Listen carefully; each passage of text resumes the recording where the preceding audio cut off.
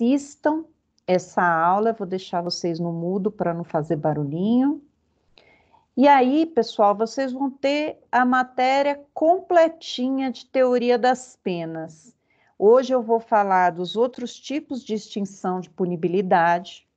E se tem uma coisa para falar que foi boa em meio a todo esse semestre sofrido que nós passamos, é que a matéria teoria das penas é uma matéria muito extensa, muito técnica, e hoje eu consigo chegar no final da matéria, né? Eu dou aula dessa matéria há pelo menos 4 anos e eu nunca consegui chegar no final. E dessa vez eu consegui, graças a esse sistema, né, de aula online, que eu deixo vocês no mudo, vocês ficam aí no mudo e eu fico falando. Em contrapartida, pessoal, requer de vocês um esforço muito maior para absorver esse conteúdo e depois estudar, né? Vocês já repararam que não adianta você prestar atenção na aula, porque na hora você entende tudo. Eu estou falando aqui o que é decadência, o que é prescrição, vocês estão entendendo. Ah, beleza. Mas se você não estudar essa matéria, ela some do seu cérebro, ela vai embora. Então, a importância de você estudar essa matéria significa que você vai recordar, né? E os estudos de PNL, aprofundando isso, né? É uma cultura útil.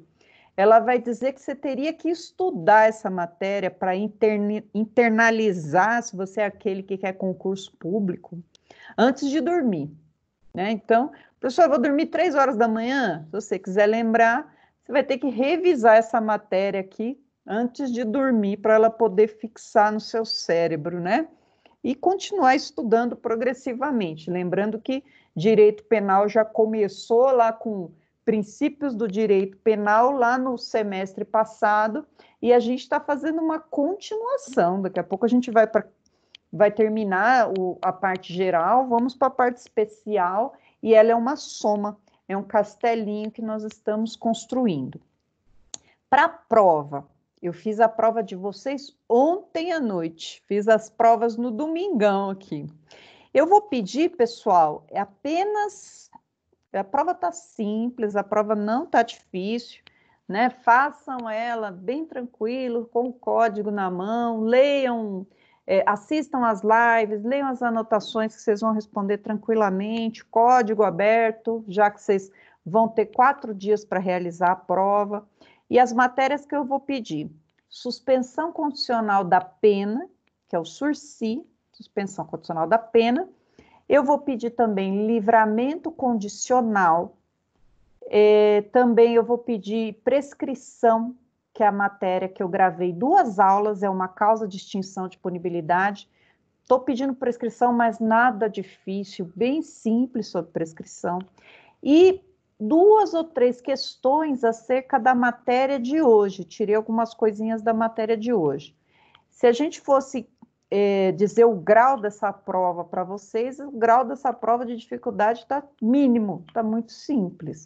São 20 questões de verdadeiro ou falso. Aliás, o padrão nosso, né, nessa época aqui, a gente vai fazer todo mundo 20 questões de verdadeiro ou falso. Então, recados iniciais. Quem tem as disciplinas DIs, façam entre hoje e amanhã, no máximo, porque no dia 10 eu acredito que possa ter uma pane, todo mundo querer fazer no mesmo dia. Vamos lembrar que Brasil todo vai fazer ao mesmo tempo. Então, façam hoje ou amanhã as disciplinas que para a maioria de vocês são direitos humanos e direito ambiental. Muda, às vezes o aluno tem uma disciplina ou outra a mais, né, porque fez plano de estudos de outra faculdade. Então, façam essas disciplinas. As provas, que no caso de vocês, né, no caso do 3º semestre, vocês têm 3º e 2º, teoria das penas, já está no AVA, vai abrir meia-noite do dia 12, já está no AVA. O pessoal do 2º semestre tem fundamentos históricos, o professor Douglas, também vai abrir na meia-noite do dia 12, e professor Renato, todo mundo, civil, negócios jurídicos com o professor Renato, e ainda a galerinha do 2º semestre, metodologia comigo. Vocês vão ter, então, do dia 12 até o dia 16 para fazerem essas provas, pessoal. E não atingindo a pontuação, exame. Qual a pontuação mínima para passar sem perigo? Vocês precisam de 4.500 no AVA, entre trabalho do professor, atividades no AVA que vocês responderam, desafio nota máxima, que esse bimestre eu fiquei aí atazanando a paciência de vocês, para o bem, né? Para vocês não esquecerem do desafio, já que quem fez se deu bem, os pontos estão lá em cima, então tá despreocupado, bastante gente fez. Quando eu chamava a pessoa falava, ah, já fiz. Ficava muito contente. O desafio nota máxima acabou em maio. Então, se ainda você não adquiriu os 4.500 pontos do AVA, vai lá fazer as sessões do AVA, termine a unidade 3 e a unidade 4, porque você precisa ali, tanto das atividades em sala de aula, como das atividades transversais, você precisa de 4.500 pontos. Na prova, são 1.500 pontos no mínimo. Ainda ninguém conseguiu, porque as provas, elas valeram 1.000, agora elas vão valer 4.000, não é isso? Então, a próxima prova, 4.000 pontos para vocês. E aí, somando a primeira com a segunda, 5.000 pontos. De 5.000 pontos, tirou 1.500, passou, tá? Passou sem exame. Outra coisa muito importante, que eu acredito que ninguém está aqui esteja em falta comigo. Vocês têm o ED, pessoal, que é uma disciplina de vocês que tem 5 horas só de duração, que é o Construindo uma Carreira de Sucesso e o Desenvolvimento de Carreira. O prazo dela, pessoal, é dia 13, prazo máximo. Eu acredito que todo mundo já mandou. Quem não mandou, mande, porque se não fizer a matéria, pega DP. Quando eu sei que fiz a matéria, professora, quando você consegue imprimir o certificado. E é por isso que eu insisto para o aluno me mandar o certificado, porque daí eu já tenho uma garantia que ele finalizou, né? Eu não canso de lembrar a vocês que na primeira vez, no primeiro semestre que eu fui coordenadora, que eu peguei no meio do caminho, o aluno falou para mim que fez, tá bom. E aí no próximo BI, cadê ele? Reprovado, porque ele esqueceu de imprimir o certificado. Então, como o gato escaldado tem medo de água fria, eu fico pedindo e insistindo para que vocês me mandem esse tal certificado. E isso é para proteção de vocês, tá? Para que não haja nenhum tipo de problema aí. Vamos então para a nossa aula. Eu vou fazer assim, eu vou falar aqui acerca do tema de hoje, e no final eu abro as perguntas, e se vocês tiverem alguma pergunta para fazer acerca das provas, acerca das provas ou acerca da matéria em si, vocês ficam à vontade, tá? Também fiquem à vontade para me chamar se precisar de resolver algum outro tipo de questão. Vamos lá, então? Vou mostrar aqui para vocês e vamos lá. Eu estou projetando a tela para vocês aqui. E a última matéria desse semestre aqui, que eu fico dentro do limite do possível, muito contente de chegar ao final. Sabe aquele sentimento de dever cumprido? Quando a gente fala desse tema aqui, desse último tema, que é a tal da extinção da punibilidade. Esse tema, pessoal, ele é importante para nós e ele vai mostrar para a gente o que é extinção da punibilidade. Significa quando que a pena ou a pretensão do Estado de punir uma pessoa acaba. O Estado não pode mais fazer nada contra aquela pessoa. Vamos lembrar de alguns princípios fundamentais, né? A gente tem que se lembrar que o Estado tem um monopólio na punição. Somente o Estado pode punir uma pessoa, somente ele pode aplicar a pena, somente ele que pode criar leis. E esse direito, pessoal, ele não é absoluto. Esse direito, por algumas circunstâncias, inclusive determinadas na lei, pode simplesmente se acabar. E é acerca Peraí, gente, tem alguém abrindo o microfone aqui, eu vou fechar, tá bom? Porque senão, já peço para vocês que sobra um microfone no final, tá? Que senão eu fico desorientada, do jeito que eu tô aqui, desorientada. Então, retomando. Causas da extinção da punibilidade, elas significam quando é que acaba o direito do Estado de aplicar a punição ou executar a punição de alguém. Uma das causas de exclusão da punibilidade, nós começamos a falar e terminei ela de forma gravada, que é a prescrição. A prescrição, sem dúvida, é a mais detalhada, não é a mais difícil, porque conforme vocês viram na nossa aula, ela é simples. O pessoal só põe muito medo nela, é uma lenda urbana. Mas a prescrição nada mais é do que a perda do direito de punir ou a perda do direito de executar a pena em decorrência do tempo. O tempo que se esvai. Quando o tempo vai, o reloginho gira contra o poder punitivo do Estado. Então, se o Estado for muito moroso, os crimes vão prescrever. Então, essa é uma das causas de extinção da punibilidade. Nós vamos ver outras que estão aqui dispostas no Código Penal. E a gente vai lembrar também do seguinte princípio, que se for para benefício do acusado, se for para benefício do cidadão, podem existir outras causas excludentes da punibilidade que não estão aqui no rol do artigo 107. Diante disso, nós falamos que o artigo 107, ele é meramente exemplificativo. Ele traz alguns exemplos de causas que excluem a punibilidade. Vamos estudar cada uma delas e vocês vão ver como é tudo simples, tudo muito fácil. Vamos lá. Exclusão da punibilidade. Punibilidade é o direito do Estado de aplicar a sanção penal àquele que comete crime. Isso é punição.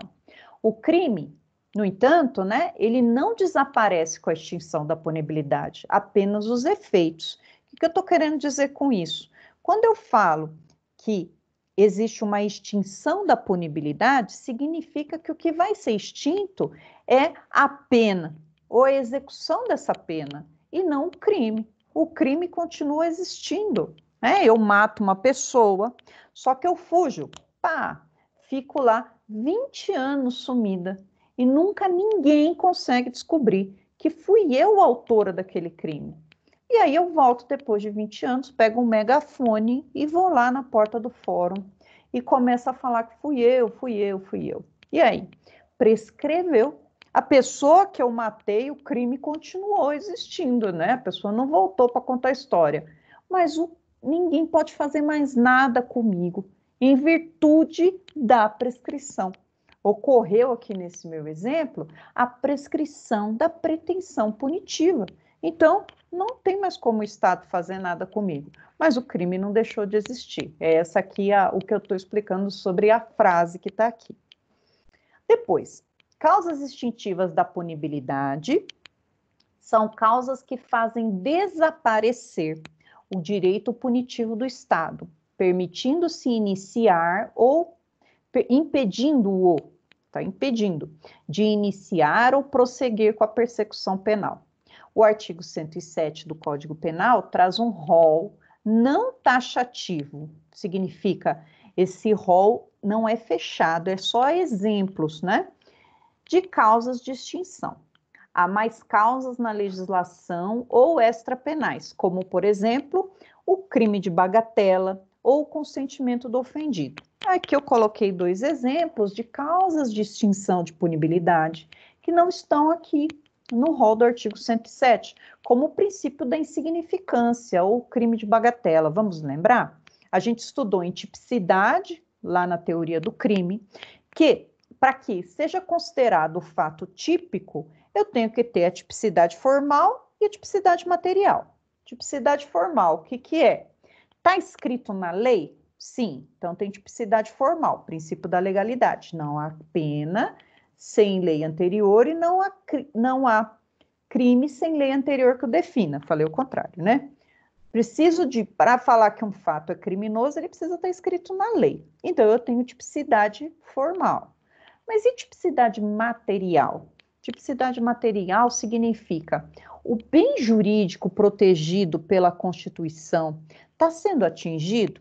Aí nós vamos lembrar lá do crime de bagatela, que é aquele crime sem violência contra o patrimônio, por exemplo, e que não lesa o bem jurídico protegido. Como? Eu furto uma garrafinha de água mineral. Nesse caso, eu estou subtraindo para mim ou para outrem coisa alienável. Porém, eu não estou atingindo o patrimônio da vítima. Ela não vai ficar mais pobre por causa dessa garrafinha. Então, segundo a nossa doutrina e jurisprudência dominante, não atinge o bem jurídico protegido patrimônio. Diante disso, eu tenho uma causa supralegal de exclusão de punibilidade. Eu vou excluir aqui. Essa pessoa não vai ter uma punição, ela vai ser isenta de pena. Lembrem-se que, a favor do réu, eu posso até extinguir a pena por situações que não estão na lei. Era isso que eu queria dizer. Mas vamos aqui para situações que estão na lei, porque é isso que é cobrado da gente na OAB, principalmente, e vai ser cobrado na nossa prova. Então, eu só vou ler aqui o rol para vocês verem as causas que nós abordaremos hoje. Olha lá. Extingue-se a punibilidade. 1. Pela morte do agente. 2. Pela anistia, graça ou induto. Vamos ver aqui, pessoal, quando vem do poder executivo ou do poder executivo junto com o legislativo, né? A anistia, a graça e o induto. Vamos ver como que funciona essas causas de extinção de punibilidade. Depois, retroatividade da lei, que não mais considera o fato gravoso, é uma causa de extinção. Prescrição, decadência e perempção. Olha só, prescrição, decadência e perempção. Parece nome de tripla sertaneja, né? Nós vamos aprender cada uma delas. Renúncia ao direito de queixa ou perdão aceito nos crimes de ação penal privada. Pela retratação do agente nos casos em que a lei admite. Aí eu dei um pulo ali, já que tinham 2 artigos revogados, e aqui, por fim, o inciso 9º, pelo perdão judicial nos casos previstos em lei. Bora comigo, vamos estudar aqui uma por uma. Vamos começar pela causa de extinção, que é a morte do agente. Olha lá.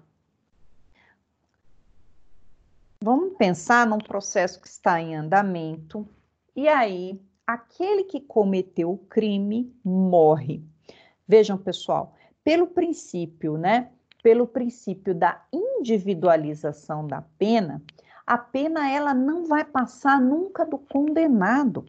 A pena ela é personalíssima. Somente quem cometeu o crime é que vai responder por ele.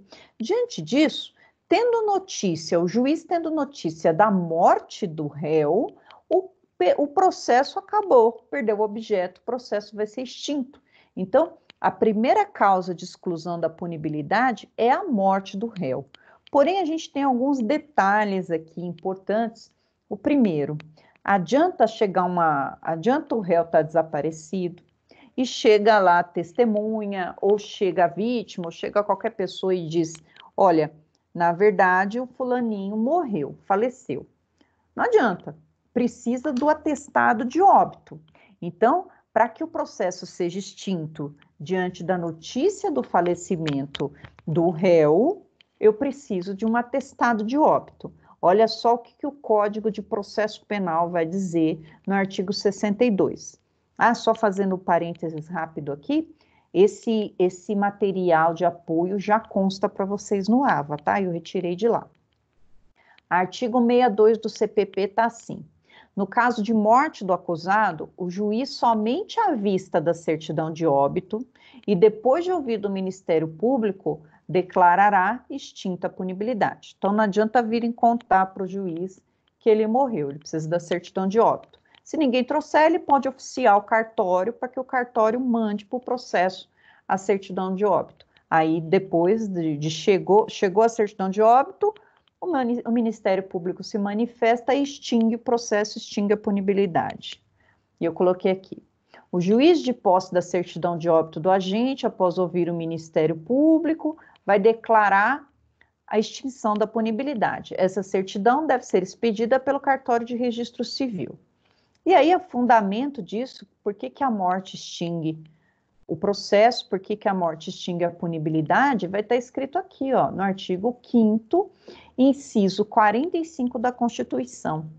Nenhuma pena passará da pessoa do condenado, podendo a obrigação de reparar o dano e a declaração do perdimento de bens nos termos da lei. Podendo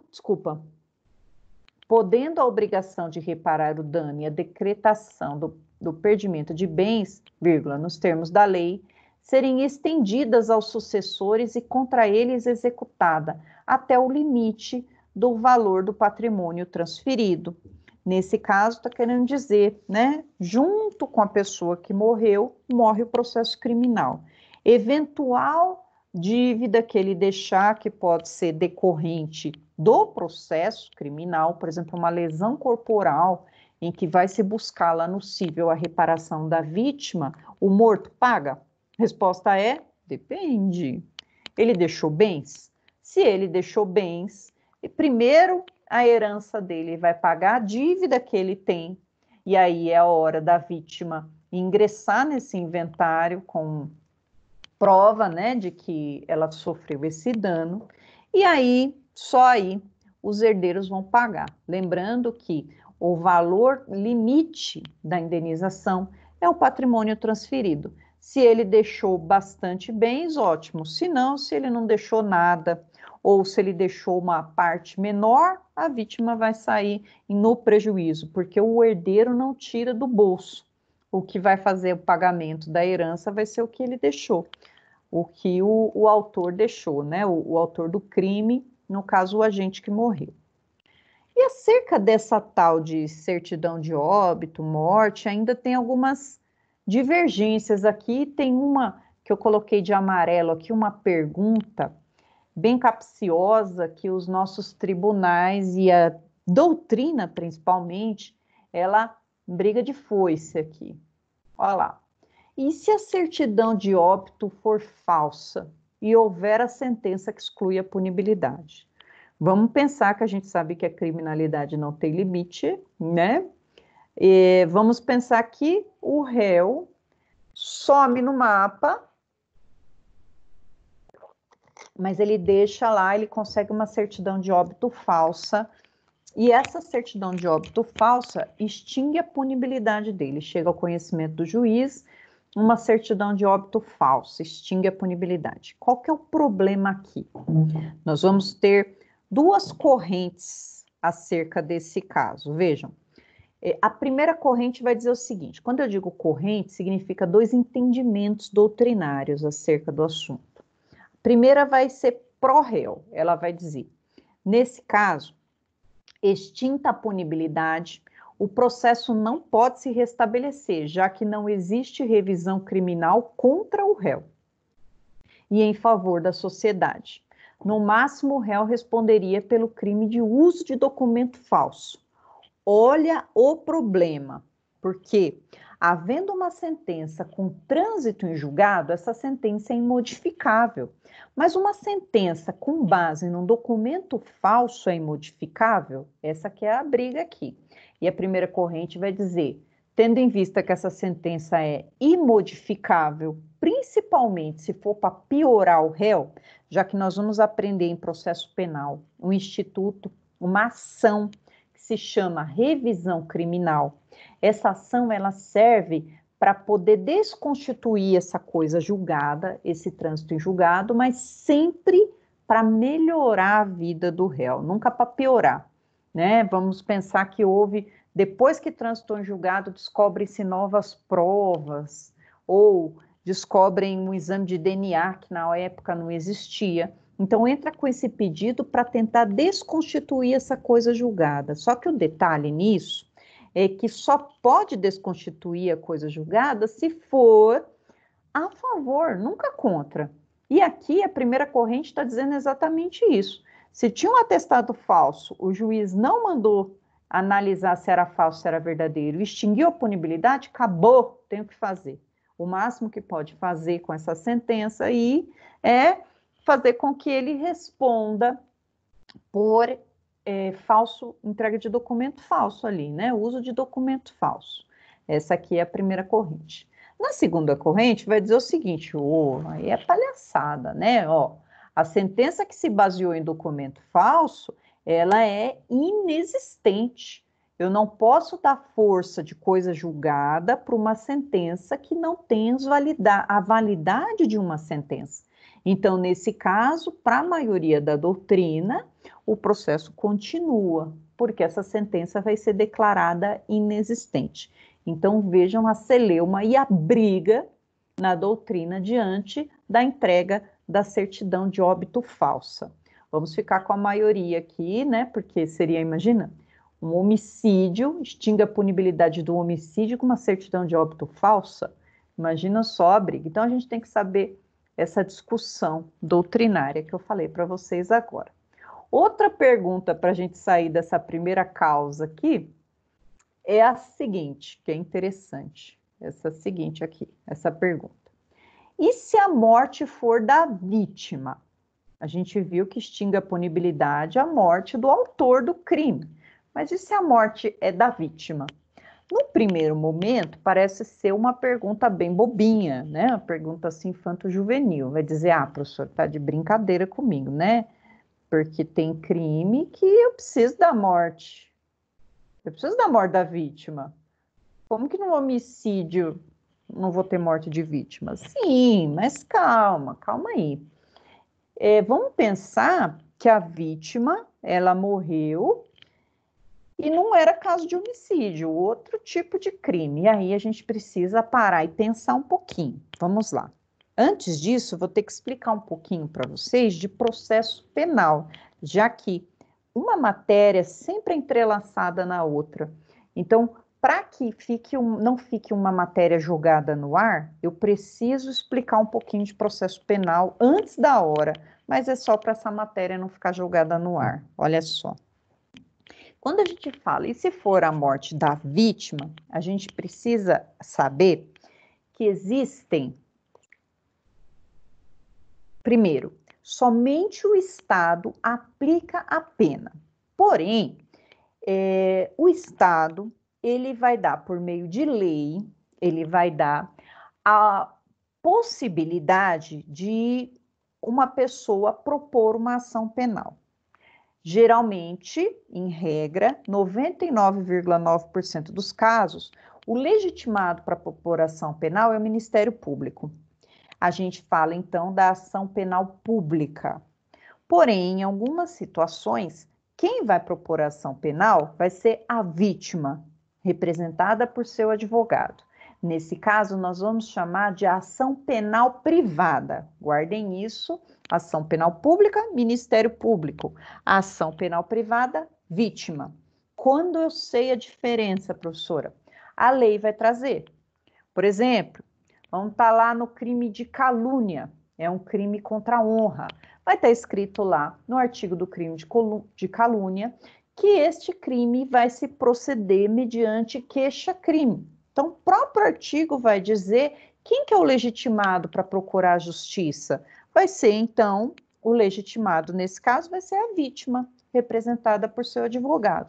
Nós precisamos ler o código e saber quando a ação é penal privada, para quando chegar um cliente no nosso escritório, a gente descobrir se a gente vai com ele na delegacia ou se a gente vai falar, senta aqui que quem vai propor a ação sou eu vou entrar com uma queixa-crime, né? É isso que a gente precisa saber.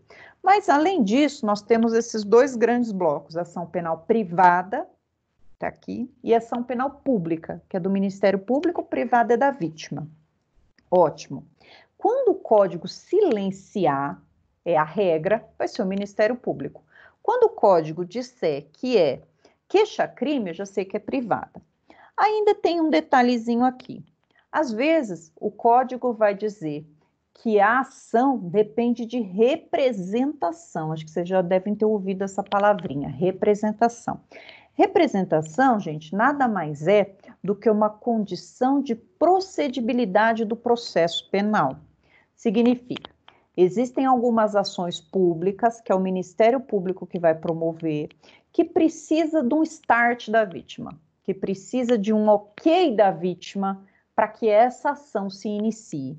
Esse ok da vítima se chama representação. Como que eu sei? O código vai dizer quando a ação penal tem representação. Um exemplo para vocês de representação, né, é o crime de lesão corporal de natureza grave. Lá na lei... lesão corporal de natureza leve. Lá na lei 9.099 está escrito que os crimes de lesão corporal de natureza leve precisam de representação. Então, o Ministério Público fica de mãos atadas, ele não pode entrar com ação, enquanto a vítima não for lá e representar. Então, esses dois grandes polos que nós temos aqui, Ministério Público e vítima. Quando eu sei, a lei vai dizer. E tudo isso para quê? Olha só, quando eu falo aqui, existe algum crime que se extingue com a morte da vítima? E aí a resposta, pessoal, é que em regra, não. Em regra, não. Mas vamos continuar aqui, ó. Em regra, não extingue a punibilidade do réu, salvo nos casos de ação penal privada personalíssima. Explico. Existe um tipo de ação penal privada, que é aquela que a vítima, por seu advogado, propõe a ação, que no caso de morte da vítima, e isso está expresso no código, não pode suceder o processo. Em todos os outros casos, havendo morte da vítima, existe a sucessão processual. Quem vai continuar com o processo, quem vai continuar tocando o processo, é o CAD. CAD, que significa, para decorar a gente fala CAD, cônjuge, ascendente, descendente, irmão. No caso dessa ação penal personalíssima, a vítima morreu, morre também o direito de processar, porque a própria lei é expressa em dizer que não existe sucessão processual. Então, olha só a volta que a gente deu para explicar. E se a vítima morreu? Aí eu preciso ver, será que é o crime do 236? Se for o crime do 236 e a vítima morreu, extingue a punibilidade. Vamos ler esse crime? Ó, então, terminando aqui, neste caso, quando é privada personalíssima, neste caso, não há sucessão processual. Portanto, morrendo a vítima, extingue a punibilidade. Não tem como ninguém entrar no lugar da vítima se ela morrer por expressa determinação da lei. Olha aqui, qual que é esse artigo aqui? 236. Contrair casamento. Olha, a gente viu gente que contrai gripe, contrai dengue, coronavírus, mas casamento, você contrair, olha só o que a lei fala. Mas esse é o crime, contrair casamento? Não. O contrair casamento induzido em erro essencial ou o outro contraente, ocultando-lhe impedimento que não seja casamento anterior. Detenção de 6 meses a 2 anos é um crime de menor potencial ofensivo, né? Parágrafo único. A ação penal depende de queixa. Pronto, já sei que é ação penal privada. Do contraente enganado. E não pode ser intentada senão depois de transitar em julgado a sentença que, por motivo de erro ou impedimento, anule o casamento. Coloquei só essa primeira parte do artigo, ele vai continuar. Então, o que a gente tem que pensar aqui, né? Qual que é o crime nesse caso? Nesse caso, uma pessoa casou enganada. Trata-se aqui de uma norma penal em branco, vamos lembrar? Para buscar o fundamento de validade dessa norma, eu preciso usar uma outra norma, que é o Código Civil. Lá que vai estar escrito quais são as causas que impedem o casamento, que impedem o casamento. Por exemplo, casar com seu irmão. Você não sabia. Pensando na novela mexicana, você conhece um príncipe encantado, e aí depois você descobre que essa pessoa é sua irmã.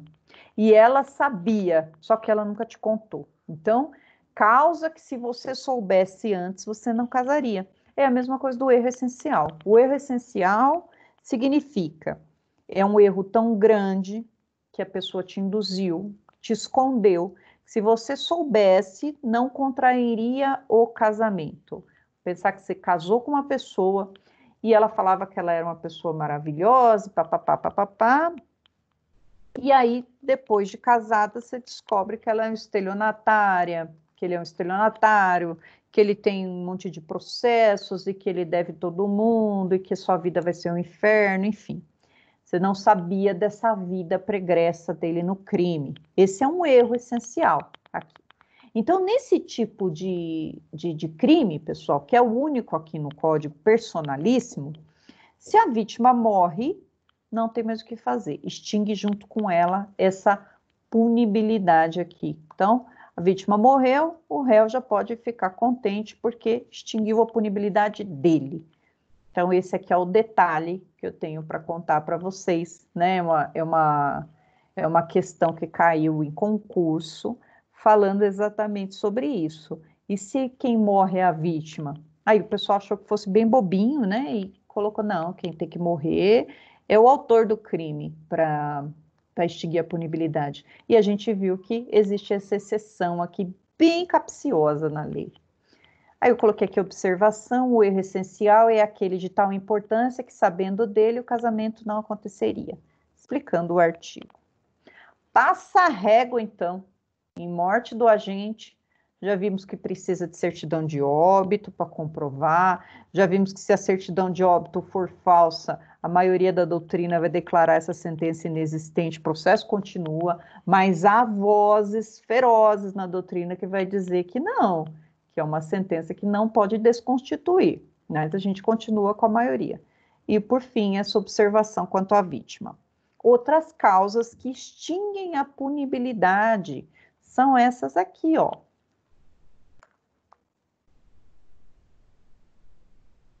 Desculpa, gente. Deixa eu só desligar aqui o meu celular, que ficam tentando me ligar. Outra, anistia, graça e induto. Anistia, graça e induto são 3 institutos diferentes, nós vamos tratar cada um de um deles. Olha lá, está escrito assim. Nesses institutos, o Estado aqui, Estado União Federal, por razões de política criminal, abdica de seu direito de punir, em nome da pacificação social, algum tipo de clemência social. Os crimes hediondos, olha que importante, os crimes hediondos e os assemelhados a hediondos, pessoal, eles não têm esse benefício, já que a Constituição assim determinou, que nesses casos não vão ter clemência nenhuma se o crime for hediondo ou equiparado. Quais são eles? Vamos lá descobrir. Anistia. O que é anistia? Anistia trata-se da clemência soberana concedida por lei. Essa aqui é a primeira diferença, porque o resto vai ser tudo por decreto. Aqui é concedido por lei. E ele atinge todos que tenham praticado determinado delito. Só que, para ter lei, a gente sabe que tem que ter a iniciativa, passa pelo Congresso Nacional, Câmara dos Deputados, Senado Federal e depois sanção ou veto do presidente. Aqui na anistia, nós vamos esquecer determinado fato. Vamos pensar aqui, uma greve dos bombeiros. Bombeiro, determinado dia, fez uma greve, e aí é um crime militar. E aí vem essa lei anistiando essas pessoas que fizeram essa greve, já que o militar, isso aqui é um exemplo, não pode ter greve, vai ser crime, então anistia esse pessoal de determinado dia que fez.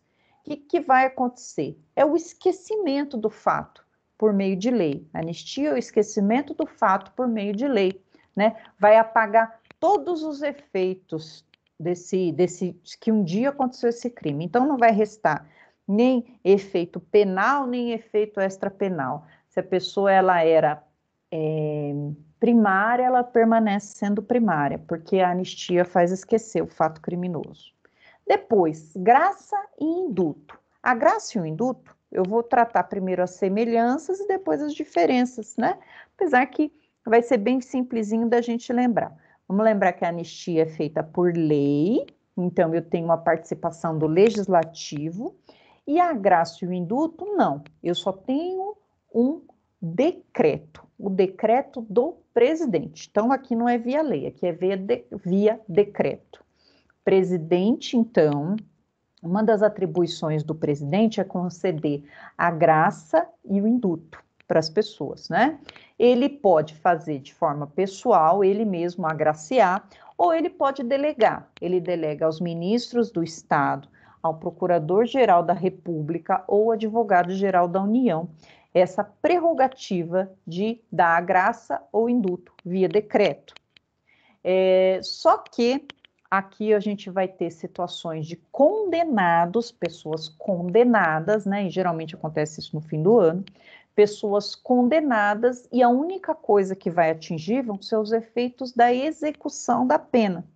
Ele foi condenado, ele vai continuar sendo reincidente se ele praticar outro crime, mas ele não vai precisar cumprir a pena, né? Então, também casos de clemência por política criminal, vamos pensar numa situação que o presidente, então, vai promover o indulto das pessoas que praticaram crime tal e elas são cegas, deficientes físicas, elas são cegas, surdas, têm alguma debilidade. Então, o presidente pode fazer isso. Qual que é a diferença entre a graça e o indulto? A diferença é que o indulto é coletivo, vai abranger um número indeterminado de pessoas, e a graça ela é individual. Vou agraciar somente uma pessoa. Então, já coloquei a diferença aqui. O indulto, ele é concedido a determinado grupo de condenados de forma coletiva, sem destinatário certo. Aí o advogado vai lá, preencheu sob do indulto, preencheu os requisitos para o cliente dele, ele vai lá e solicita. Não depende de pedido dos interessados. Então, o interessado não pode pedir o indulto, ele vai ser de iniciativa lá do presidente. Esse pedido que eu falei é que o advogado está falando, ó, meu cliente alcança aqui os requisitos, solta ele. No caso da graça, é concedido em caráter individual para o benefício de uma pessoa, de pessoa determinada. Depende da provocação dessa pessoa. A pessoa tem que pedir essa clemência. Então, para ficar bem ajeitadinho na nossa cabeça ali, vamos lembrar aqui, anistia por meio de lei. A anistia é por meio de lei. Eu vou esquecer um fato criminoso, não preciso de condenação. Então, não vou ter condenação, eu não vou ter execução de pena. Graça e indulto, presidente via decreto. Não vou passar lá para o Senado e para a Câmara. O presidente vai lá e dá uma canetada. Quando fala decreto, é uma canetada. E aí eu tenho o indulto, que ele é coletivo, vários presos, ou graça, que ele é individual. Essas três formas de clemência soberana, elas são extintivas de punibilidade. Passa a régua, então, na graça, anistia e indulto. Abolício criminis. Abolício criminis, nós estudamos já, né, no semestre passado, quando a gente falou de retroatividade e retroatividade de lei. Está lá no artigo 2º, olha só. Vou ler o artigo 2º para vocês. Ninguém pode ser punido por um fato que a lei posterior deixa de considerar crime, cessando em virtude dela a execução e os efeitos penais da sentença condenatória. Na abolício criminis é muito simples. Se a lei não entende mais aquela conduta criminosa, significa que ninguém mais precisa sofrer os efeitos da condenação ou responder por isso. Muito simples, né? E aí a gente lembra que beneficia o autor do crime, então os efeitos eles são retroativos, eles vão alcançar quem já teve condenação e quem está passando por essa condenação. Então, coloquei ali, abolício criminis, quando a lei, pela sua retroatividade, não considera determinado fato criminoso como delito. A lei penal descriminaliza determinada conduta. Pode ocorrer antes ou depois da condenação e apaga todos os efeitos penais. E aqui vamos estender, vamos lembrar de alguns exemplos de abolício criminis. O crime de vadiagem já não existe mais no nosso código.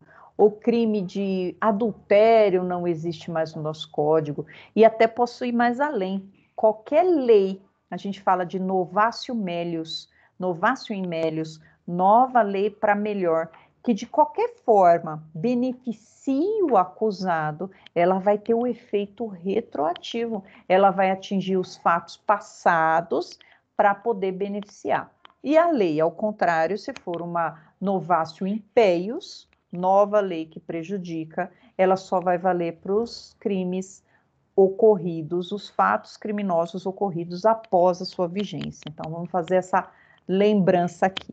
Mas qual que é a lei capaz de extinguir a punibilidade? Aqui eu não estou só melhorando a pena, eu estou extinguindo a punibilidade. É a abolício criminis, a abolição do crime.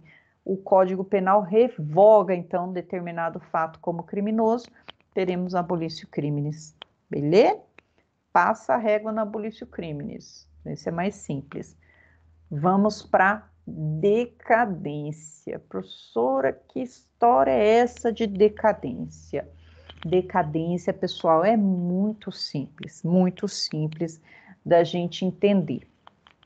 Vamos, então, lembrar daquela explicaçãozinha que eu dei para vocês agora há pouco acerca da ação penal, fazendo uma viagem no tempo para frente, para a gente poder já ter uma prévia do processo penal. E o processo penal, conforme eu falei para vocês, significa, nós temos ação penal pública, ação penal privada. Na ação penal privada, queixa-crime, e na ação penal pública, em algumas delas, elas vão ser condicionadas à representação. Representação e queixa-crime, elas são de iniciativa da vítima. A vítima precisa movimentar a máquina judiciária para expressar a sua vontade de que o processo se inicie. Só que essa movimentação da máquina judiciária, minha gente, tem um prazo. E esse prazo, pessoal, se não for cumprido, opera-se a decadência. Veja como é simples. Decadência nada mais é do que a perda do direito, então, de representar ou o direito de propor a queixa-crime diante da inércia. E aí a gente precisa saber quanto tempo se opera a decadência.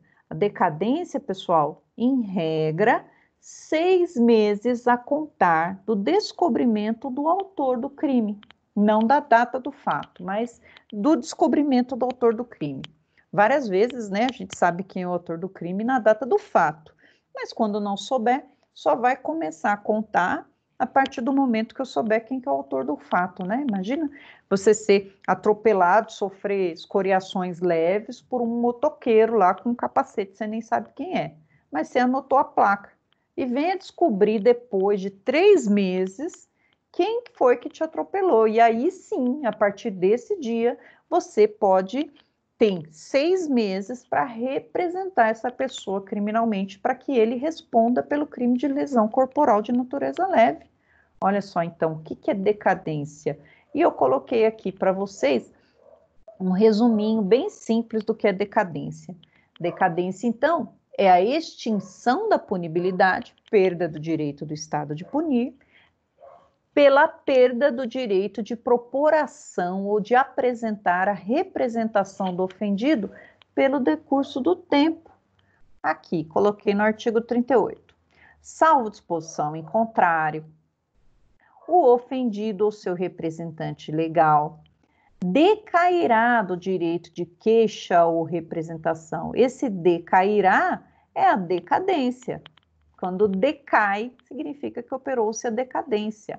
Se não o exercer no prazo de 6 meses. Está vendo que ele está dando um prazinho aqui para nós de 6 meses? Mas ele já inicia, salvo disposição em contrário. Então, pode ser que o legislador crie um novo crime em que o prazo de decadência seja maior ou seja menor. A regra geral, 6 meses.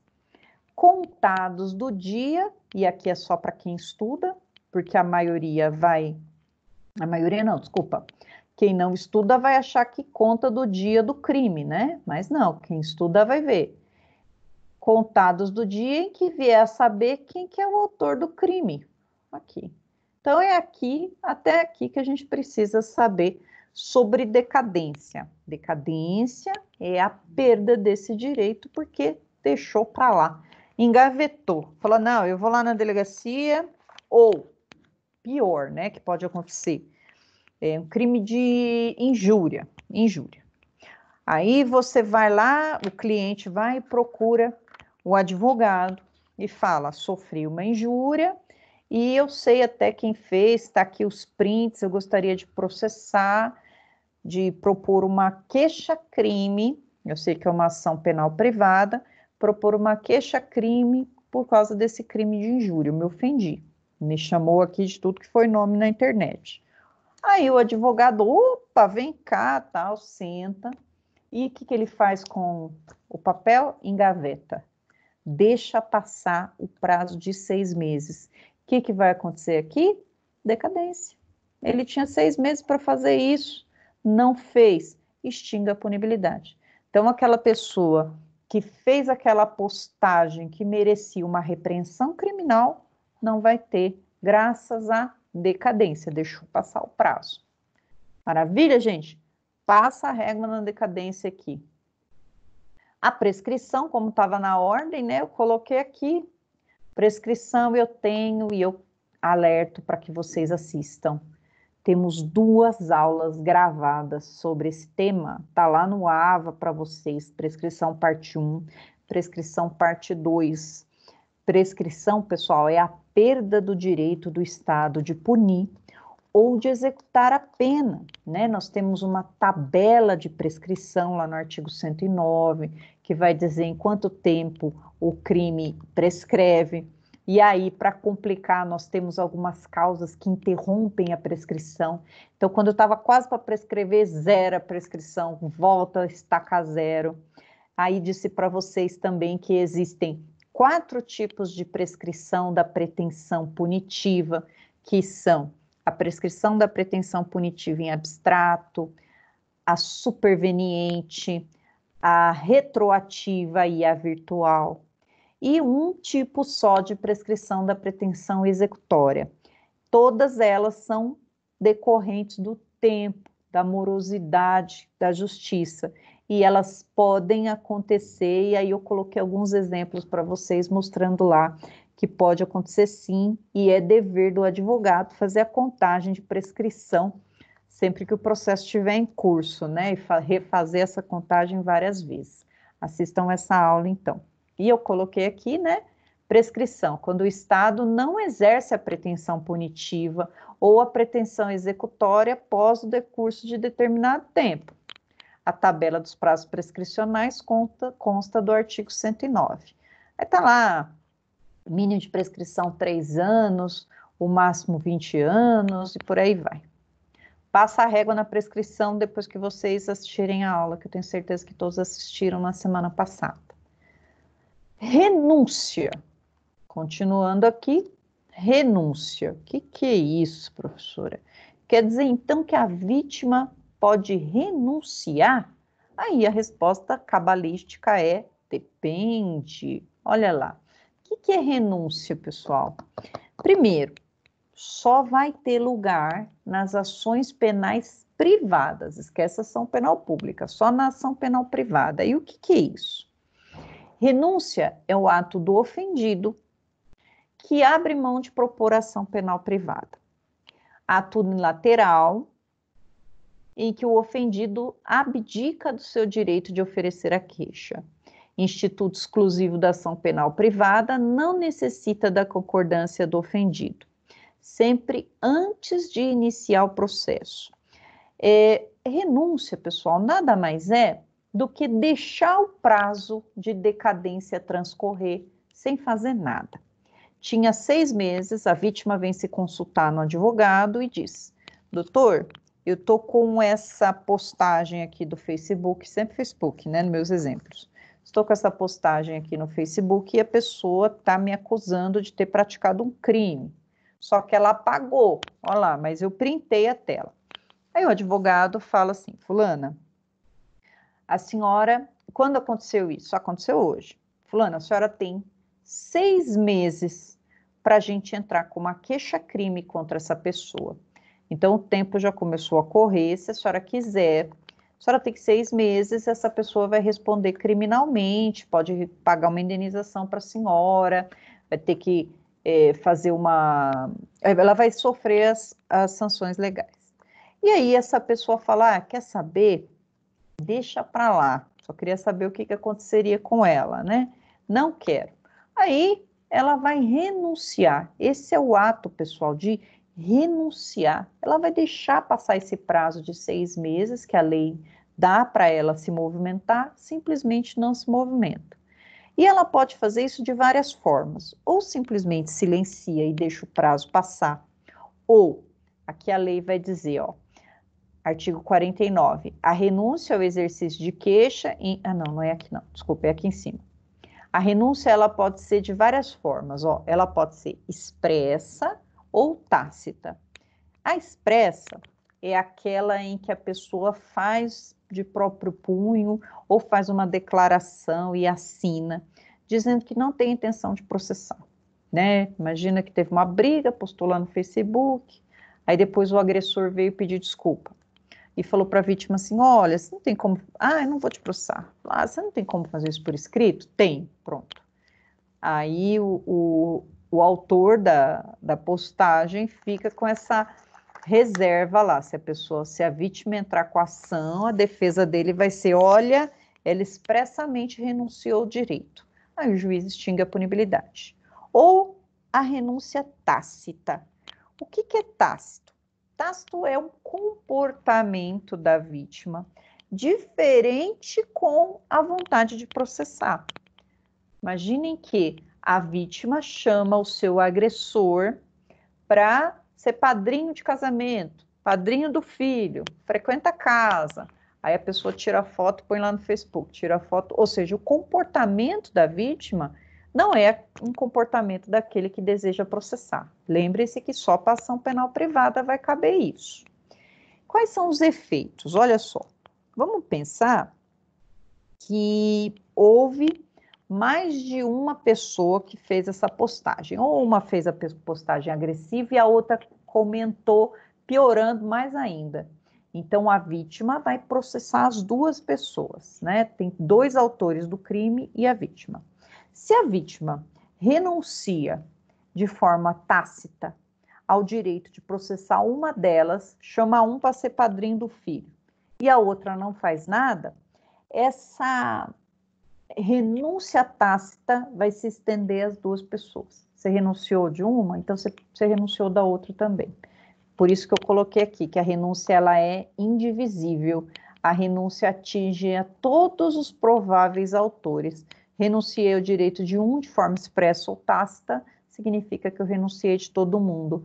A lei não dá o direito para a vítima de dizer quem ela quer processar. Ou ela processa todos os envolvidos no crime, ou ela não processa ninguém, porque não se pode usar a máquina pública, a justiça, como forma de vingança.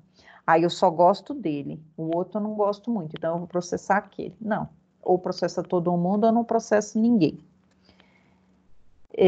Porém, em contrapartida, se houver mais de uma vítima e só uma delas renunciar ao direito de queixa, essa renúncia não se estende às demais vítimas.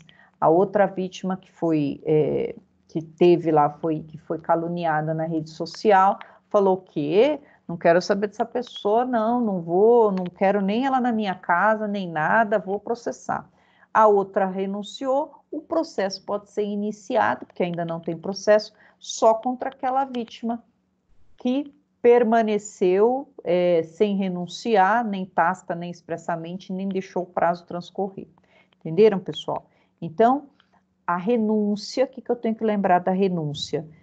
Ela vai ser sempre antes do processo, ela pode ser de forma tácita ou de forma expressa. Posso fazer por escrito ou posso agir conforme uma pessoa que não deseja processar.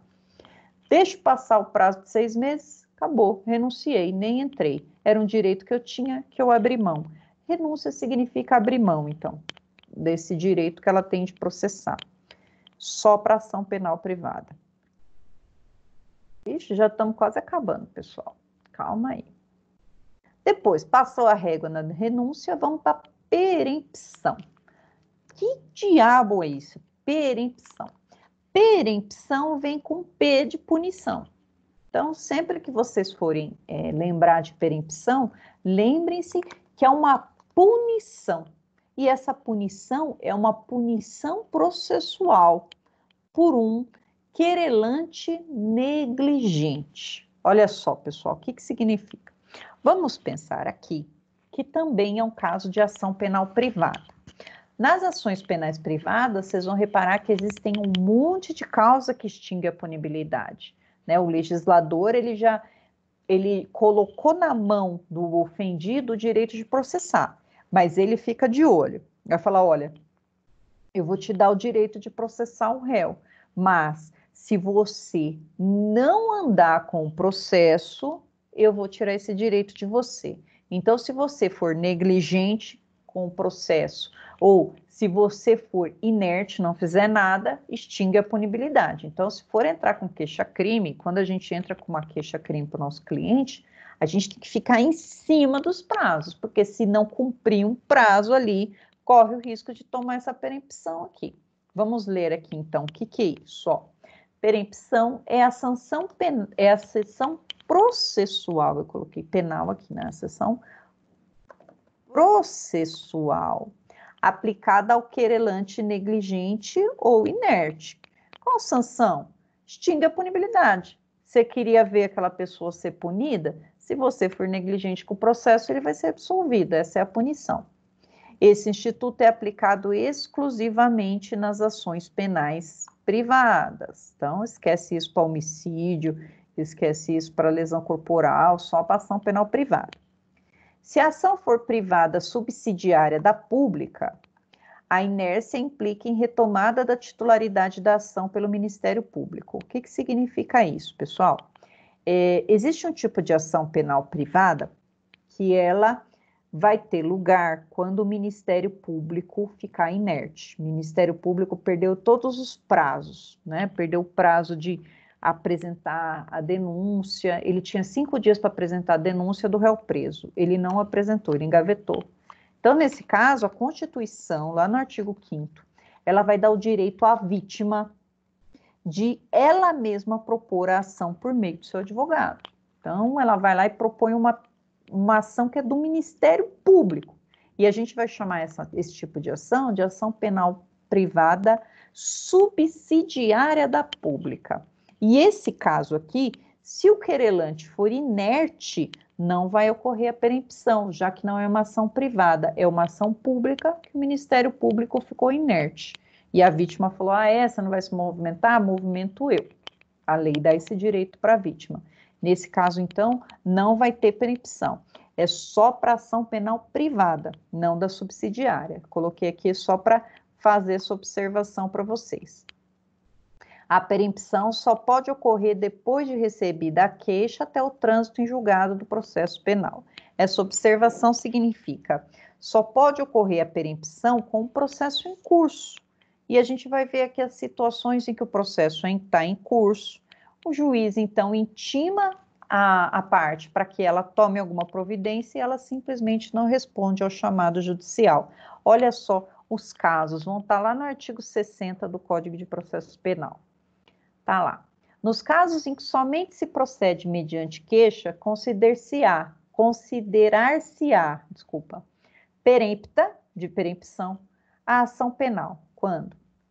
Iniciada esta, o querelante deixar de promover o andamento durante 30 dias seguidos. Olha só, o juiz intimou para que o querelante se movimentasse, né? Ou faça um aditamento na ação, conserte alguma coisa, ou fala um novo endereço do réu que a gente não está encontrando. E aí, simplesmente, o querelante passa lá 30 dias e não se movimenta, Nesse caso aqui, extingue a punibilidade. E o principal fiscal da perempção vai ser o réu e o seu advogado, porque ele vai estar lá em cima. Dormiu no ponto, opa, já pede a extinção pela perempção, né? Que ele não é bobo nem nada, ele quer que o cliente dele tenha a extinção da pena. Então, se acontecer, né, pessoal, um exemplo aqui, estou tentando achar a pessoa, recebeu a denúncia, estou tentando achar a pessoa e não consigo de jeito nenhum, já diligenciei em todos os lugares, não acho e tal. O que eu vou fazer aqui como advogada? Antes que o prazo se encerre, eu peço dilação de prazo para o juiz. Estou mostrando para ele que eu estou me movimentando. Estou falando assim, excelência, tendo em vista que eu não estou encontrando, requero ofício, vai, para tentar achar essa pessoa, pede ofício pelo CPF nas telefonias, para ver se acha lá nas Casas Bahia, qualquer outro lugar, mas eu não deixo o processo parado.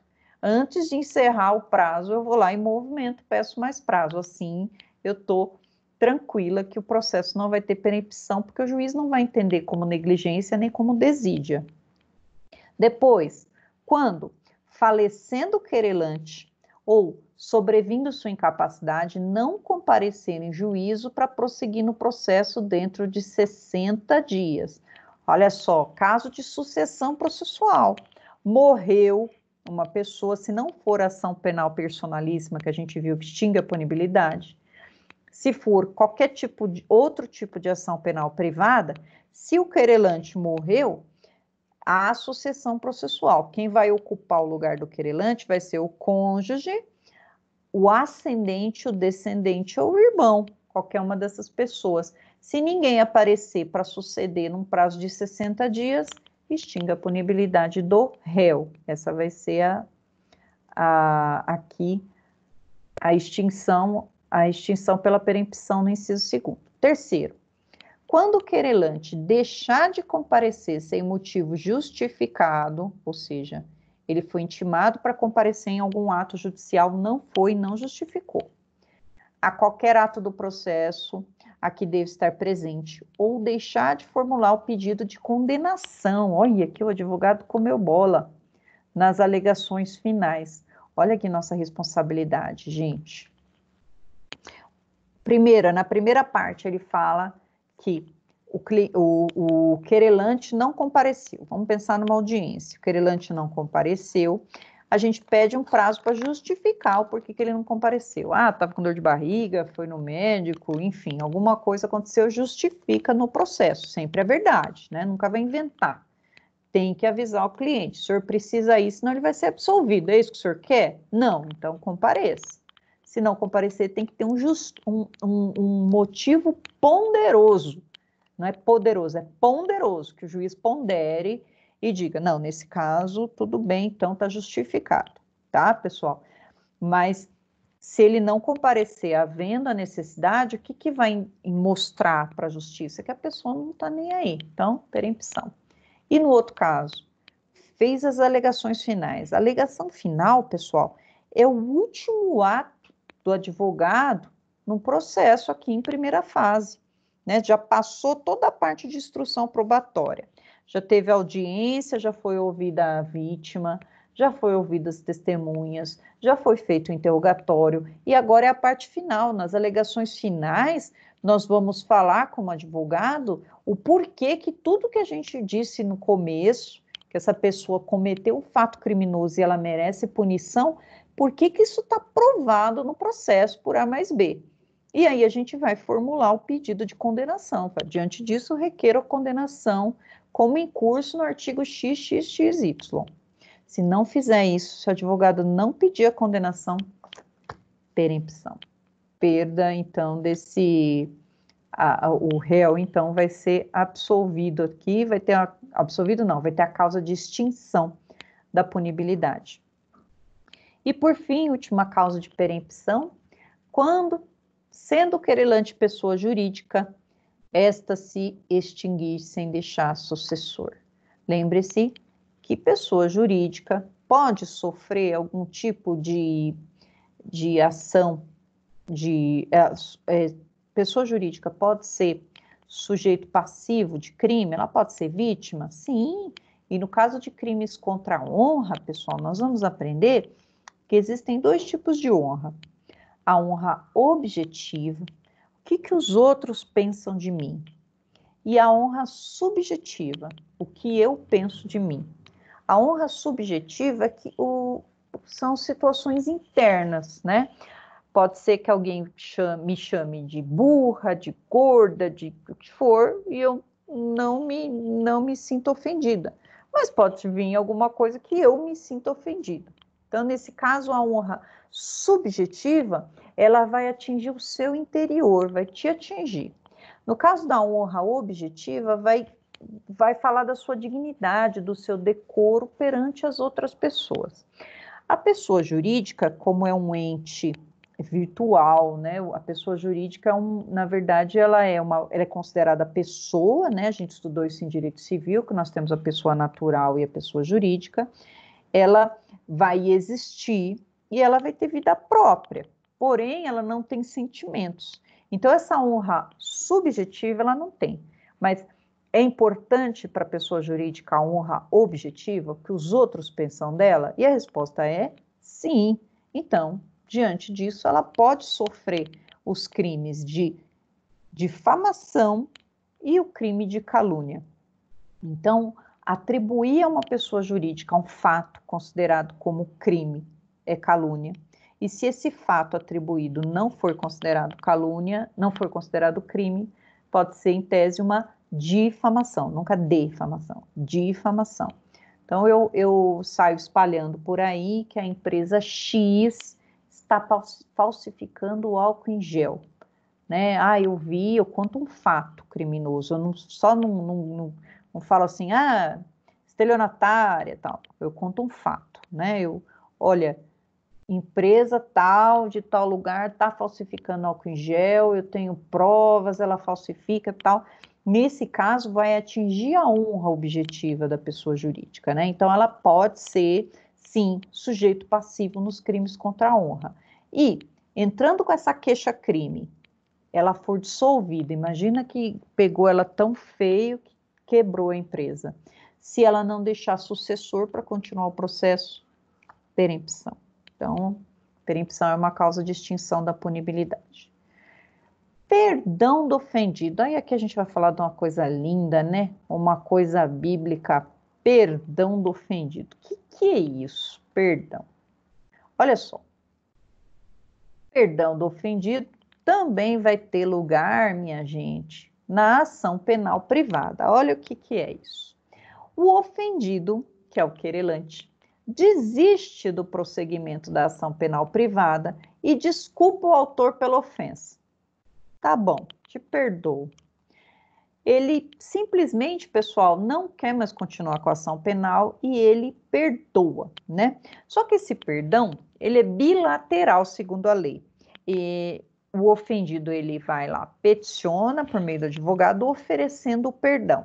O juiz, então, intima a outra parte, dizendo, olha, o réu, a vítima está te perdoando, você aceita? Se o réu aceitar, extingue a punibilidade. Vai lá expressamente, diz que aceita o perdão, acabou. Se o réu não se manifestar num prazo de 3 dias, também extingue a punibilidade, porque vai estar avisado lá que o silêncio importará em aceitação. Então, avisou, deixa para lá, então, o juiz extingue a punibilidade. Porém, o réu pode dizer assim, não quero seu perdão não, quero provar que eu sou inocente. E aí o processo continua, perdão não aceito não gera efeitos. Então, olha aqui, esse perdão, como que ele pode ser feito? Ele pode ser feito tanto processualmente como extraprocessualmente, né? Vai lá, dá um abraço e acabou. E aí manifesta no processo ou por via escrita, faz sempre por via escrita, né? Manifesta no processo que aconteceu o perdão de fora extrajudicialmente. Então, ele é concedido no decorrer da ação, perdoou no decorrer da ação, é ato bilateral, porque ele precisa ser aceito. O silêncio implica em aceitação. O perdão do ofendido a um dos querelados aproveita os demais. Nossa, como isso é importante. Vamos pensar numa situação em que há 2 réus. Se a vítima perdoou um, esse perdão extingue a punibilidade de todo mundo. Lembrando da história da renúncia, né? Não pode usar a máquina judiciária para vingança privada. Se perdoou um, perdoou todo mundo. Quando houver mais de um querelante, o perdão por parte de um deles não prejudica o direito do outro de continuar com a ação. 2 vítimas, uma perdoou, se a outra não perdoou, não ofereceu perdão, continua só contra a outra vítima. E aí eu trouxe para vocês aqui parte do código que vai tratar do perdão. Aqui está dizendo assim, lá do CPP, tá? Código de Processo Penal. O perdão concedido a um dos querelados aproveitará a todos, sem que produza, todavia, o efeito em relação ao que recusar. Próximo aqui, se o querelado for mentalmente enfermo ou retardado mental, não tiver representante ou colidirem os interesses entre o querelante e o querelado, o juiz vai nomear um curador especial. Se o querelado for menor de 21 anos, esquece, né, pessoal? Aqui não é menor de 21 anos, aqui é menor de 18. O perdão poderá ser aceito por procurador com poderes especiais. Aplicar-se-á o perdão extraprocessual, expresso no artigo 50. A renúncia tácita e o perdão tácito admitirão todos os meios de prova. Tácito é aquele, né, pessoal, o agir de forma diferente com a vontade de processar. O tácito significa que eu agi de forma diferente. Então, pode colocar lá uma foto, pode colocar um vídeo, uma carta, pode colocar, está dizendo que tanto a renúncia como o perdão, vou aceitar um monte de tipo de prova aqui diferente. 58. Concedido o perdão mediante declaração expressa nos autos, o querelado será intimado a dizer, dentro de 3 dias, se aceita, devendo ao mesmo tempo ser cientificado que seu silêncio importará em aceitação. Aceita o perdão, o juiz extingue a punibilidade. A aceitação do perdão, fora do processo, constará de declaração assinada pelo querelado, por seu representante legal ou procurador com poderes especiais. Vejam que é bem autoexplicativo aqui esses incisos. E aqui é o penúltimo caso de extinção da punibilidade. É a retratação. A retratação, pessoal, significa o réu retirar o que ele disse. Ele vai desdizer alguma coisa, vai dizer que você cedeu e gostaria de desdizer. Olha só, nesse caso aqui, não é só para ação penal privada. Sempre que a lei disser que é possível haver retratação, o réu pode usar desse benefício, né? É melhor ele se retratar do que ele sofrer uma condenação. Então, nós, advogados, a gente sempre tem que estar de olho se o artigo de lei permite uma retratação. É claro que aquele que está processando, né, aquele que está fazendo o processo, vai ficar bem puto da vida se você ali descobrir que existe a possibilidade de retratação. Olha só, quando é isso? Ó, quando o agente retira o que disse, deve ocorrer antes da sentença condenatória. Então, antes do processo se encerrar, vocês têm que achar se tem retratação aí para usar a favor do cliente, né? Melhor ele passar uma vergonha ali na audiência do que tomar uma condenação. E o legal da retratação é que ela dispensa a concordância do ofendido. Não precisa nem concordar, né? Retratou, retiro o que eu disse. Olha só, eu vi uma vez isso aqui na minha vida e foi triste, porque a pessoa estava pagando e estava pagando caro, né? Para uma ação o crime era de calúnia. E aí chegou a vítima não, o agressor, e simplesmente o réu foi lá e se retratou e não teve o que fazer, porque tendo em vista a retratação, extingue a punibilidade. Olha lá. Artigo 143, vamos ler. O querelado que, antes da sentença, se retrata cabalmente da calúnia ou da difamação, fique isento de pena. Cai a cara, né? Ele se retratou. Ele desdisse, falou, olha, eu disse que você estava cometendo tráfico de drogas, que você troca de carro todo ano, porque você é traficante, que eu já te vi lá na boca de fumo. É mentira, eu nunca vi, eu estou aqui para dizer que eu só inventei tudo isso porque eu tenho um recalque de você. Pronto, se retratou.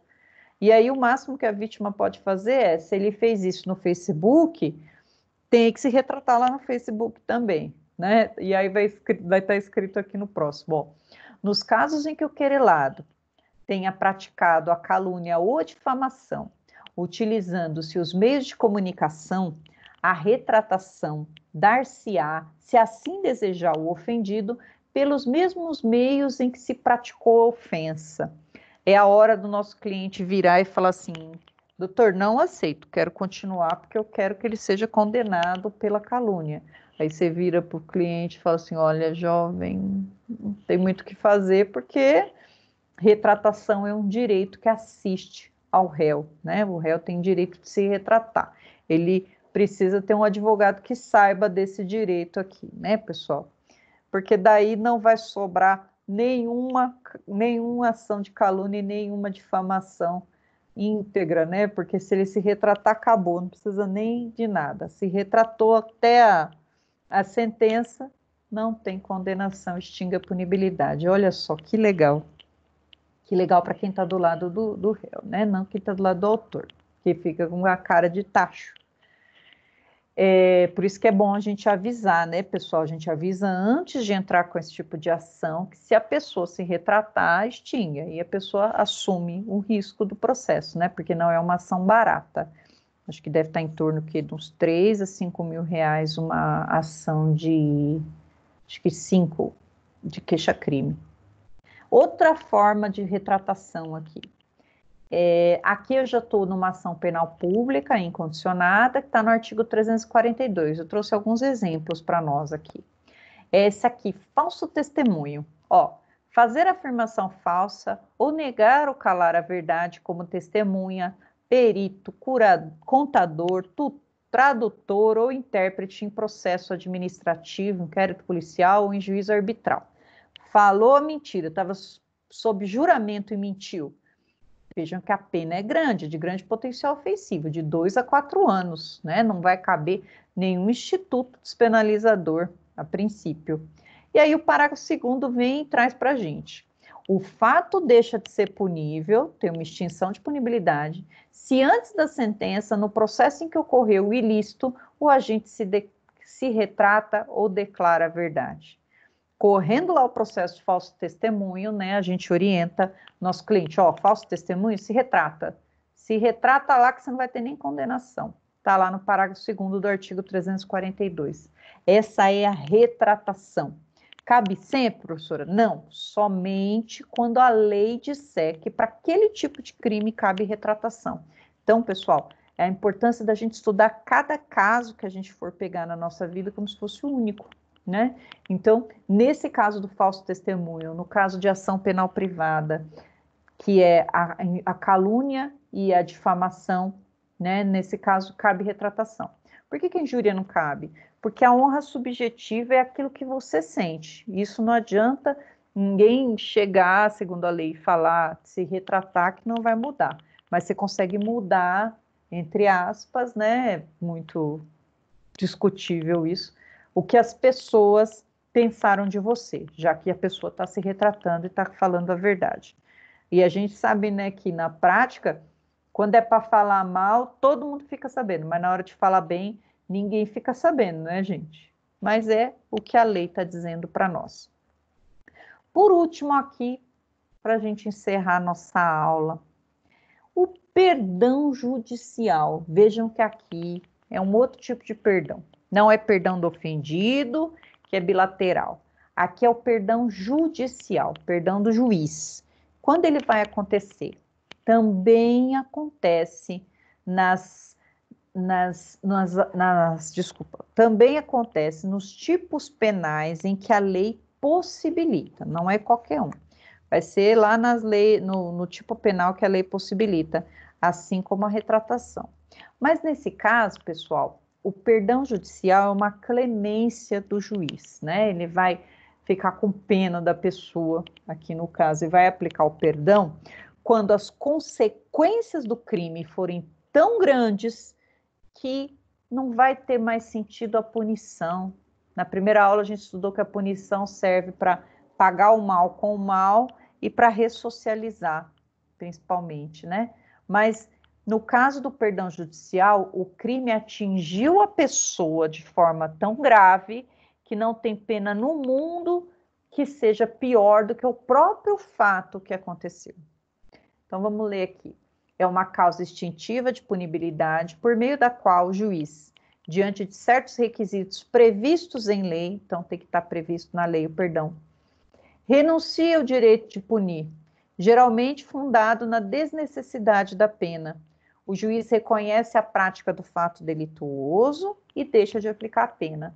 E aí tem até uma súmula aqui do STJ dizendo: a sentença que concede, a sentença concessiva do perdão judicial é declaratória da extinção da punibilidade, não subsistindo qualquer efeito condenatório. Então vejam que o juiz ele vai analisar o fato criminoso e vai deixar de aplicar a pena. Nesse caso, pessoal, se ele é primário, ele continua sendo primário, já que não subsiste nenhum tipo de efeito da condenação. Nós estudamos há umas 3 aulas os efeitos da condenação. Aí eu falei para vocês que perdimento pode ter perdimento de bens, indenização, reincidência. Nada, nenhum desses efeitos da condenação se aplicam aqui ao perdão judicial, já que a sentença já vai declarar a extinção da punibilidade. E eu trouxe alguns exemplos, são vários exemplos na nossa lei, eu trouxe 2 exemplos de perdão judicial.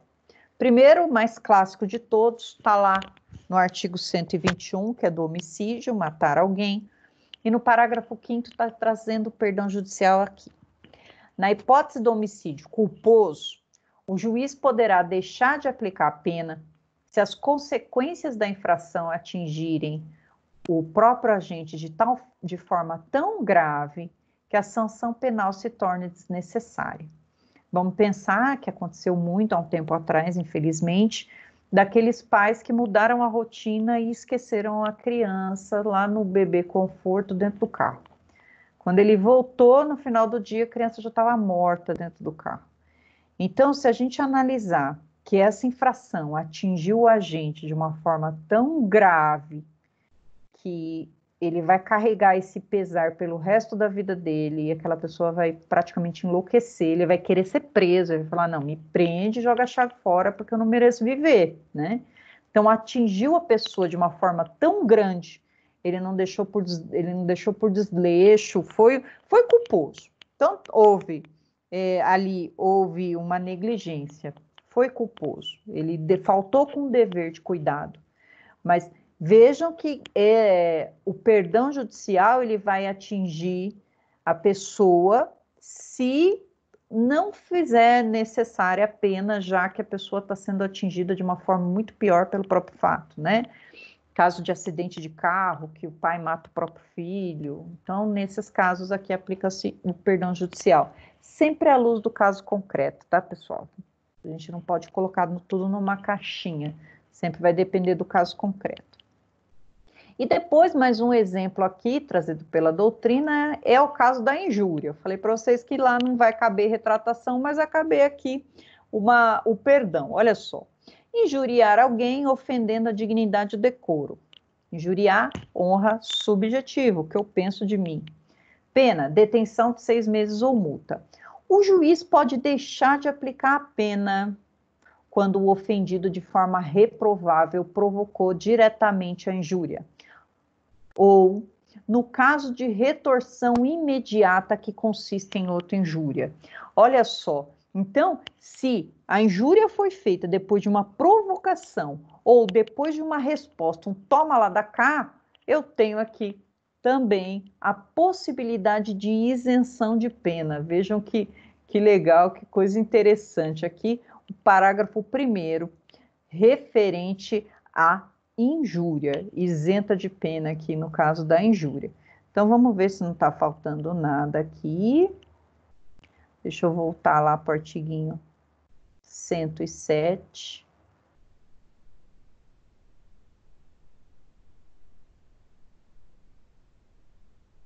A minha vizinha tá fritando um bife aqui, pessoal, que eu tô quase batendo lá na porta dela. Olha lá que eu quero bife. Olha lá. Extingue essa punibilidade. Falamos da morte do agente, falamos de anistia, graça e indulto, retroatividade da lei, que abolisse o crimes, prescrição, 2 aulas gravadas, decadência, perdeu 6 meses, perempção, relaxou no processo, renúncia do ofendido, do direito de queixa, nem quis entrar com a ação, perdão, ofereceu perdão, aceitaram, retratação do agente, desdisse, não foi bem assim, eu peço desculpas, e perdão judicial lá no final, são as causas extintivas da punibilidade, aqui então, trazidas na aula de hoje, e a gente encerra aqui com chave de ouro aqui nossa matéria, com essa última matéria. Relembrando, meninos, eu vou pedir para vocês na prova sursi, livramento condicional, coisa pouca de prescrição, e vou pedir 3 questões acerca dessa aula de hoje aqui. Então, deem uma lidinha, uma lidona, né? Porque a gente tem que lembrar que nós estamos montando nosso castelo. E no dia 12 vai lá, tá aberto para vocês. As provas já estão todas no AVA, mas a partir do dia 12 só que elas vão abrir para vocês. Do dia 12 até o dia 16. Já voltando aqui para vocês, já vou abrir as perguntas, mas antes quero dar um recadinho geral aqui para todos vocês. Quem não fez as avaliações DI que tem lá à disposição, façam, porque eu tenho medo do que vai acontecer dia 10. Brasil todo, os atrasildos vão querer fazer no dia 10 e eu tenho medo que vocês sofram uma pane aí nesse sentido. Então, façam hoje, façam amanhã, terminem o AVA de vocês, respondam e vamos lá, todo mundo sem exame, com fé em Deus, passar por esse semestre. Eu vou convidar vocês para quarta-feira participarem comigo de uma live especial. Deixa eu só pegar aqui os dados direitinho, ó.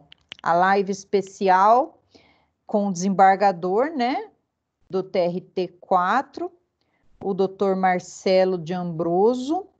Ele vai falar sobre relações de trabalho em tempos de crise e as arbitrariedades, e vai meter o pau, das MPs 927 e 936.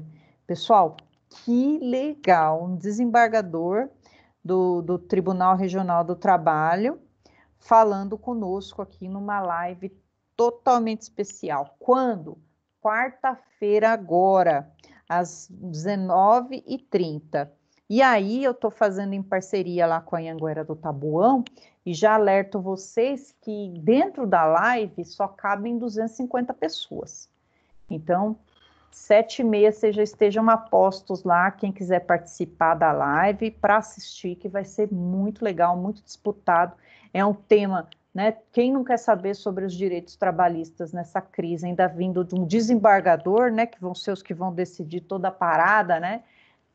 Então, venham, participem com a gente na quarta-feira. Quarta-feira vocês não têm aula, não tem live, então ninguém tem desculpa de dizer que não vai fazer, né? Eu digo isso para o terceiro.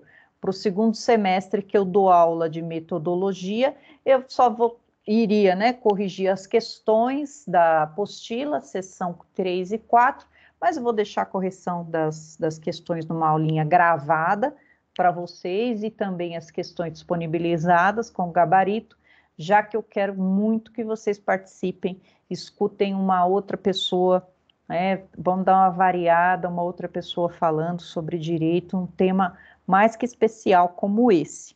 Acho que foram esses os recados, façam o AVA de vocês E agora, pessoal, antes de terminar, vou abrir as perguntas para vocês. Já vou me despedindo, porque é a nossa última aula de Direito Penal, Teoria das Penas. Quem fizer a prova não atingir, ainda tem exame para fazer. Então, não se desespere, não se descabele. Queria pedir desculpa para vocês, eu tive algumas ausências, eu tive alguns problemas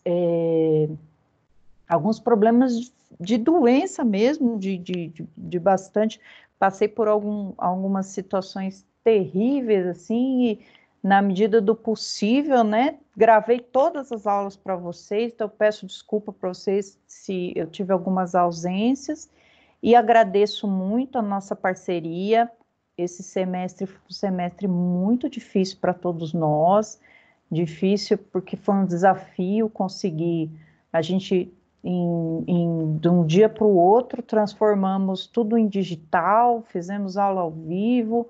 Sei que um monte de vocês tiveram muita dificuldade de assistir, né? Muita matéria, nós também, professores. Eu sou uma que não tinha intimidade nenhuma com câmera.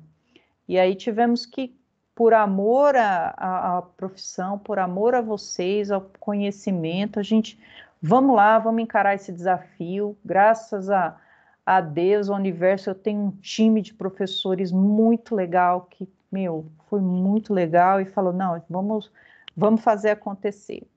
E aí, eu agradeço em primeiro lugar a vocês que estiveram aí, que estão plantando as sementinhas do hoje para colher amanhã.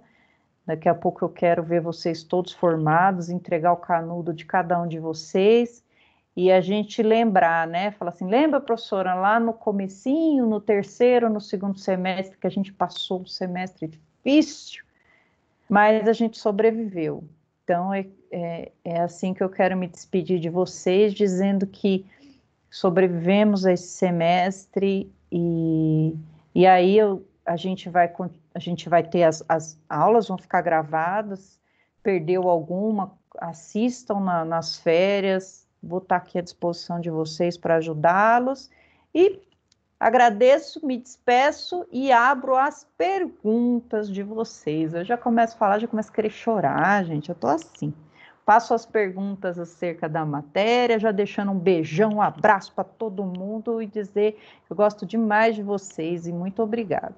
Vamos para as perguntas. Fabi, faça a sua pergunta, meu amor. Oi, Pro, tudo bem?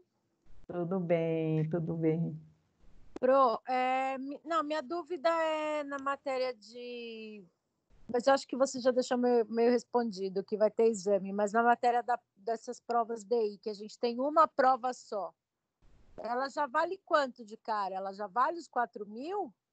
Ela ou vale não? 5.000, vocês têm que tirar 1.500.